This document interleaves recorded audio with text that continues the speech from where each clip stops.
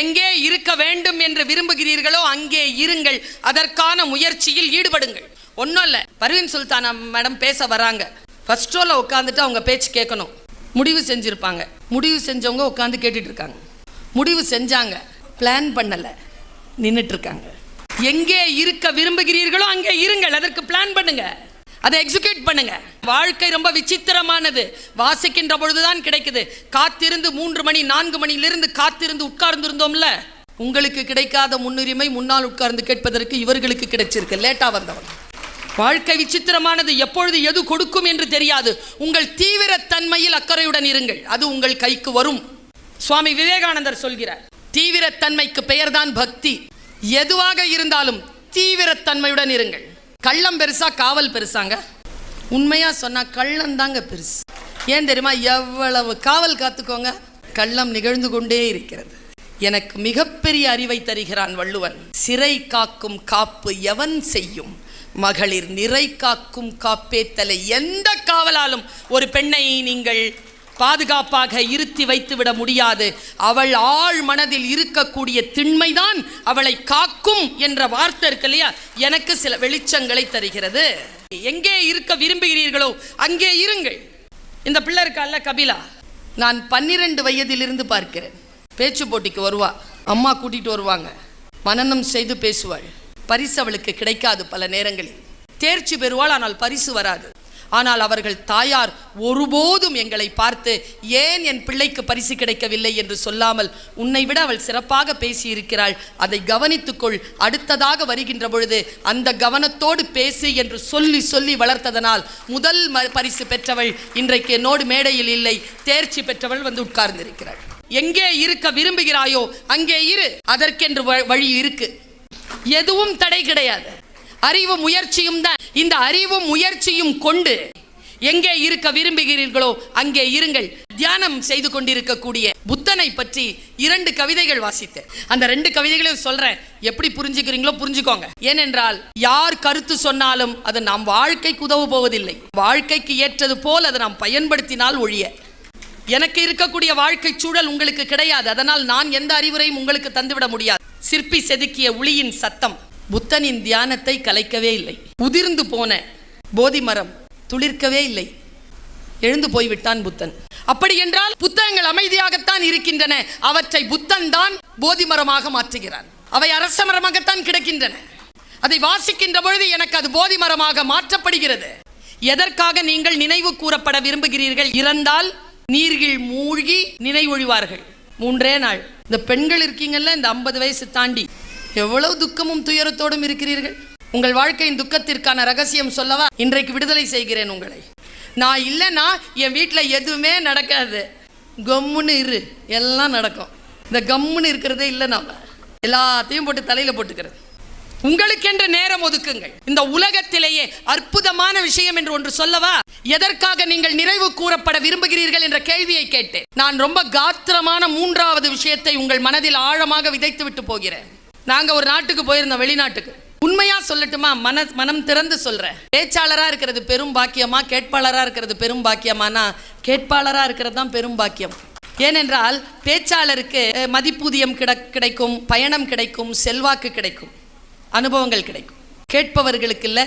இதெல்லாம் ஊதியமாக கொடுத்து, ஊதியமாக கொடுத்தாலும் பெற்றுவிட முடியாத சிந்தனைகளை நீங்கள் பெற்றுக்கொள்கிறீர்கள்.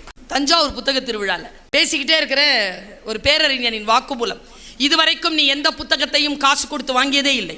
அது எப்படி? காசு கொடுக்காமல் புத்தகம் கொடுத்து விடுவார்களா என்ன? இல்லை. நீங்கள் கொடுத்ததெல்லாம் காகித கூலியும் அச்சுக்கூலியுமே தவிர எந்த புத்தகத்தையும் உங்களால் காசு கொடுத்து வாங்கவே முடியாது. சிந்தனை எப்படி வாங்குவீர்கள் காசு கொடுத்து? ரகசியங்களை சொல்லித் தருமா இந்த வஞ்சக உலகம்?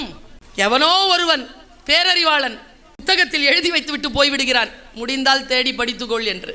எங்க அம்மா காயல்பட்டணத்தில் ஒரு வயதான அம்மா இருந்தாங்க. 65 வயசு அவங்களுக்கு. பாம்பு கடிக்கு மருந்து சொல்லுவாங்க. எந்த பாம்பு கடிச்சாலும் மருந்து சொல்லுவாங்க, சீக்கிரம் குணமாயிரும். 15 வயசுல ஆரம்பிச்சுது அந்த அம்மா இந்த மருத்துவத்தை.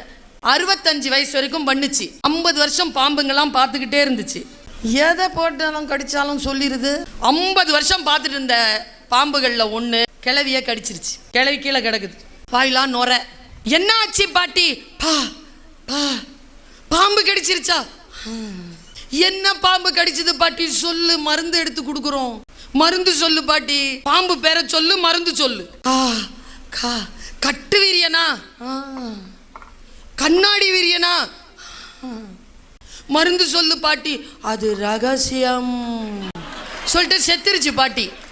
செத்தாலும் சாவேனே தவிர ரகசியங்களை சொல்ல மாட்டேன் என்று சொல்லுகின்ற வஞ்சக உலகத்தில் நம் வாழ்க்கையில் வெற்றி பெறுவதற்காக ரகசியங்களை தீபமாக ஏற்றி உட்கார்ந்திருக்கின்றன புத்தகங்கள். அவை நமக்கு அறிவை தருகின்றன. கேட்போர்கள் ரொம்ப கொடுத்து வச்சவங்க. நீ ஏன் சொன்னேன் தெரியுமா? வந்த விஷயம் வேறா இருக்கலாம், இடத்துக்கு தகுந்த மாதிரி கிடைக்கிறது அதை விட சூப்பரா இருக்கலாம். பல கூட்டங்கள் அப்படித்தான், என்னமோக்காக வருவோம், ஆனா கிடைக்கிறது பல மடங்கு பெரிய விஷயத்தை கிடைச்சிக்கிட்டு எடுத்துட்டு போவோம்.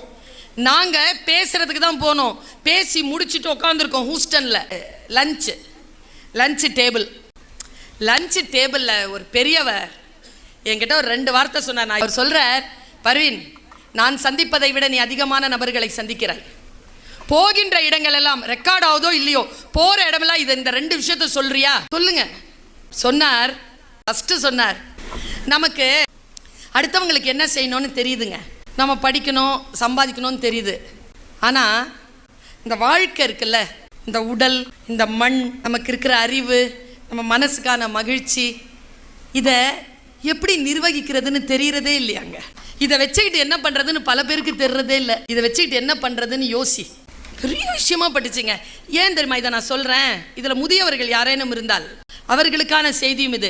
17 வயதிலிருந்து 25 வயது வரை, 45 வயது வரைக்கும் எப்படி வாழ்வது என்பதற்கான தயாரிப்பில் போயிடுதா? 25லேருந்து 45 வயது, 60 வயசு வரைக்கும் எப்படி வாழணுங்கிறதுல போயிடுதா? 60 வயசுக்கு அப்புறமா எப்படி வாழறதுங்கிறது எந்த திட்டமும் நமக்கு கிடையாது. நம்மில் பல பேர் அந்த சோகத்தின் வாசலுக்குள் இருக்கிறார்கள் என்றால் இதை வைத்துக்கொண்டு என்ன செய்வது என்கின்ற திட்டமிடுதல் நமக்கு இல்லை. என்ன செய்வது? என் வாழ்க்கையை நான் ஆரோக்கியமாக வாழ வேண்டும் என்றால் இதை வைத்து கொலை எவ்வளவு பாவமோ தற்கொலையும் அவ்வளவு பாவம் என்பதனை இந்த அரசாங்கம் சட்டத்தின் மூலமாக நமக்கு சொல்கிறது என்றால் அடுத்தவர்கள் எவ்வளவு சிறப்பாக வாழ வேண்டும் என்று நினைக்கிறீர்களோ நீங்களும் மகிழ்ந்து இருக்கக்கூடிய வாய்ப்புகளை பெற்றுக்கொள்ளுங்கள் என்று சொல்லக்கூடிய அந்த அற்புதமான வாய்ப்பை அந்த ஒரு ஸ்டேட்மெண்ட் எனக்கு கொடுத்தது. நீ சந்தோஷமா இருக்கிறியா? இல்லை, என் பிள்ளைங்களாம் சந்தோஷமா இருந்தா நான் சந்தோஷமா இருக்கிறேன். இன்னிலிருந்து ஒரு டைலாக விட்டுருங்க, நீங்க சந்தோஷமா இருக்கணும்னா. பாடுறா, என்னையும் என் பொண்டாட்டியும் நீ பார்க்கணுன்ற அவசியமே கிடையாது. படிச்சியா, நல்ல வேலை பார்த்தியா, கல்யாணம் பண்ணிட்டு உன் புள்ள பொண்டாட்டிய வீட்டை பாரு, இப்படி சொல்லி வளர்க்காதீங்க. அதுங்கெல்லாம் அப்படிதான் பண்ணிட்டு இருக்குதுங்க. இங்க பாடுறா, தாலி அடமானம் வச்சு பிஎஃப் அறுத்து கொடுத்து படிக்க வைக்கிறேன். என்னையும் என் பொஞ்சாதியையும் என்னையும் புருஷனையும் என் பிள்ளைங்களையும் நீ தான் பார்த்துக்கணும். வளர்ந்து ஆளாகி எங்கள் கஷ்டங்களில் இருந்து எங்களை மீட்டெடுக்க வேண்டியது உன்னுடைய பொறுப்பு என்று சொல்லி சொல்லி பிள்ளைகளை வளர்த்தால்தான் அந்த பாண்டேஜ் வரும்னு தற்போதுதான் நான் தெரிந்து கொண்டேன். இன்னொரு ஸ்டேட்மெண்ட் கொடுத்தார், அது இதை விட அற்புதமான ஸ்டேட்மெண்ட். நீங்கள் இந்த உலகத்தில் எதை தொட்டாலும், உங்களுக்கு என்று நீங்கள் வேண்டும் என்று எதை தொட்டாலும் அதற்கு என்று ஒரு விலை இருக்கிறது. எதுவாக இருந்தால் பேச்சை கேட்கணுமா, ஒரு விலை இருக்கு. ஆனாலும் நீங்கள் ஒரு விலை கொடுத்து கொண்டு இருக்கிறீர்கள். என்ன தெரியுமா? உங்கள் வாழ்க்கையில் நீங்கள் மறுபடியும் பெற்றுவிடவே முடியாத அந்த வாழ்வின் மணித்துளிகளை உங்களுடைய ஊதியமாக இங்கே வழங்கி கொண்டிருக்கிறீர்கள். உங்கள் இத்தனை பேருடைய அன்பை பெறுவதற்கு நான் தந்து கொண்டிருப்பது என் வாழ்க்கையில் நான் மறுபடியும் பெற்றுவிட முடியாத அந்த மணித்துளிகளை இதோ இந்த சக்தி நிலையை எடுத்து சொற்களாக உங்களுக்கு தந்து கொண்டிருக்கிறேன். எது உங்கள் அன்பு வேண்டும் என்றால் நான் இதை செய்தாக வேண்டும். என் சிந்தனை உங்களுக்கு வேண்டும் என்றால் நீங்கள் அதை செய்தாக வேண்டும். எதை தொட்டாலும் அதற்கு என்று ஒரு விலை உண்டு.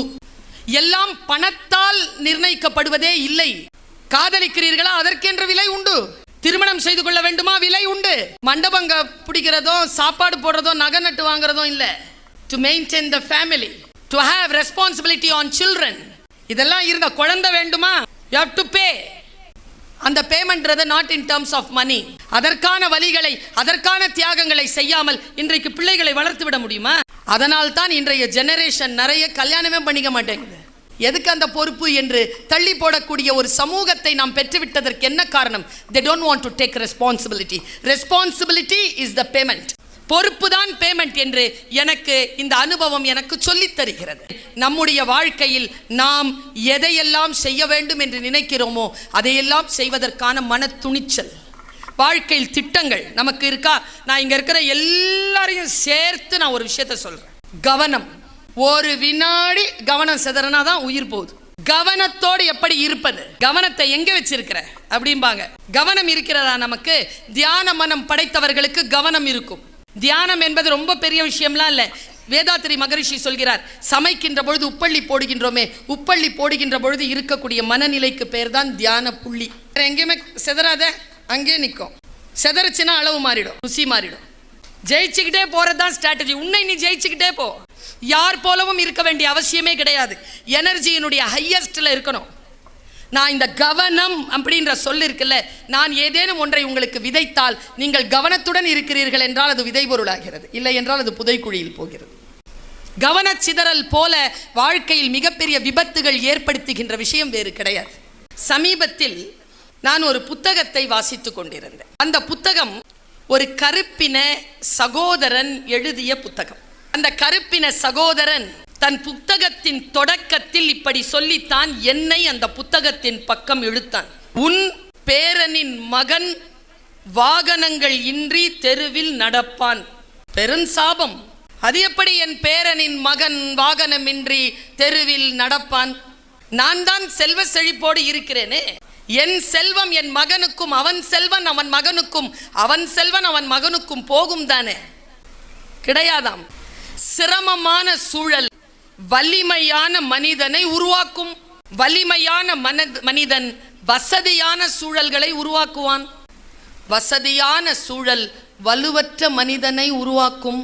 வலுவற்ற மனிதன் சிரமமான சூழலை உருவாக்குவான். அந்த சிரமமான சூழ்நிலையில் உன் மகனின் பேரனின் மகன் வாகனங்கள் இன்றி நடப்பான். நான் வலுவான சமூகத்தை உருவாக்க வேண்டுமே தவிர வசதியான சூழலை உருவாக்குவதில் முனைந்திருக்கிறேனோ என்கின்ற ஒரு அடிப்படையான படிப்பை அந்த கருப்பின சகோதரன் எனக்கு தருகிறான். எப்படி ஆரம்பிப்பது நம் வாழ்க்கையை? ஒரு புத்தக வாசிப்பு என்ன செய்யும்? சகோதரி சொன்னார், ஒரு திரைப்படம் பார்க்குற மாதிரி.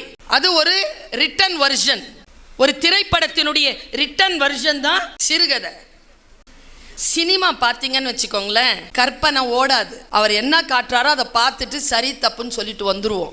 அதை சிறுகதையாக படித்தோம்னா அது கற்பனையாக நமக்குள் கதையாக வரும். சினிமா பார்ப்பதை விட புத்தகம் வாசிப்பது சிறந்தது. ஐன்ஸ்டீன் சொல்லுகிறார், imagination is more then knowledge. கற்பனை திறன் என்பது அறிவை விட மேலானது. இந்த கற்பனை திறன் என்ன செய்யும்? புதிய புதிய விஷயங்களை உருவாக்கும். நம்மில் பல நேரத்தில் புதிய விஷயங்களை தேடுவதற்கான ஆர்வம் யாரோ ஒருவர் வடித்தமைத்த விஷயங்களில் வடிந்து போகிறது. ஒரு குடிகாரர் ராத்திரி படம் பார்த்துட்டு எல்லாம் சுற்றிட்டு ஒரு 2-2:30 மணிக்கா தெருவில் சைக்கிள் ஓட்டிட்டு போகிறார். நம்ம போலீஸ்காரர் நண்பர் பார்த்து விட்டார். எங்கயா போகிற? வீட்டுக்கு. எங்கிருந்து வர? சினிமா தேட்டர்லேருந்து. ஊதுனார், குடிச்சிருக்கார். எங்கேருந்து வர? சினிமா தேட்டர்லேருந்து. சினிமா சீட்டு காட்டு. இல்லை போட்டேன். இல்லை உன்னை நம்ப முடியாது, நட ஸ்டேஷனுக்கு. ஸ்டேஷனுக்கு கூட்டிகிட்டு போய் 3 மணியிலிருந்து அடிக்கிறார். சைக்கிள்லாம் உடச்சி போட்டார். சொல்லு, எங்கே திருடின, எங்கே திருட போனேன், சொல்லுன்னு அடிக்கிறார். ஏன் நான் திருடலையான்னு சொல்லி பார்த்து காலையில் 5-5:30 மணி வரைக்கும் அடி வாங்கி போடா அப்படின்ட்டாங்க போலீஸ்கார். வெளியில் வந்தவர் உடஞ்ச சைக்கிள் எடுத்துக்கிட்டு வீட்டுக்கு வர்றார். அந்த அம்மா வாசல்லையே உட்காந்துருக்குது, அவங்க வீட்டுக்காரம்மா. ஐயோ, ராத்திரியெல்லாம் தேடிக்கிட்டு இருந்தேனே, எங்கேயா போனீங்க, இப்படி அடிபட்டு வந்திருக்கிறீங்களே. உட்காந்து குளிக்க வச்சு 10 போட்டு படுக்க வச்சு கஞ்சி தண்ணி கொடுத்து எல்லாம் பரிவினை செய்கிறாங்க. அது எல்லாம் பண்ணதுக்கு அப்புறமா கதை பாருங்க, இது முடியுது, இந்த சம்பவம் இப்படி முடியுது. அவன் அன்றிலிருந்து தன் மனைவியை குடித்துவிட்டு அடிப்பதை நிறுத்தி கொண்டான். ஏனென்றால் காரணமே இல்லாமல் அடி வாங்குவது எவ்வளவு வலிக்கும் என்று அவனுக்கு புரிந்து போனது. இந்த மாதிரி ஒரு கதை, ஒரு சிறுகதை. குடிக்கிற பழக்கமும் பொண்டாட்டி அடிக்கிற பழக்கமும் இருக்கிறவர் படிச்சிங்கன்னு வச்சுக்கோங்களேன், போலீஸ்காரர்கிட்ட அடி வாங்காமலே திருந்தலாம்ல. வாழ்க்கை நமக்கு பல விஷயங்களை கற்றுத்தருகிறது புத்தகங்களின் மூலமாக. யாரோ ஒருவர் தான் வாழ்ந்த வாழ்க்கையின் அத்தனை அனுபவங்களையும் பிழிந்து சாராக கொடுக்கிறார். நான் சொல்லுகிறேன், நாம் நம்முடைய வாழ்க்கையில் கற்றுக்கொள்ளுகின்ற விஷயங்கள் மட்டும்தான் நம் வாழ்க்கையில் கடைசி வரைக்கும் நிற்கும்.